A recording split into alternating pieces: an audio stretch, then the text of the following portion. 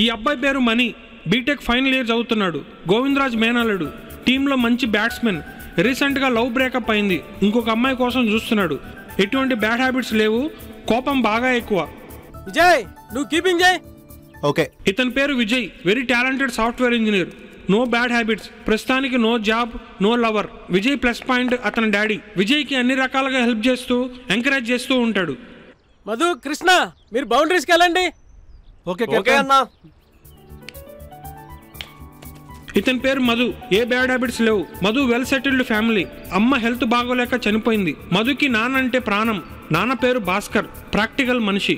డబ్బులుంటేనే మనల్ని సొసైటీ గౌరవిస్తుంది, లేకుంటే లేదు అని స్ట్రాంగ్ గా ఫీల్ అవుతూ ఉంటాడు. మధుని బాగా చదివించి కొంచెం డబ్బులు ఖర్చు పెట్టి మంచి గవర్నమెంట్ జాబ్ లో జాయిన్ చేశాడు. మధుకి కట్నం తీసుకొని పెళ్లి చేయాలని సంబంధాలు చూస్తున్నాడు. ఇతని పేరు కృష్ణ, మిడిల్ క్లాస్. అమ్మా నాన్న ఒక బాధను తట్టుకోలేక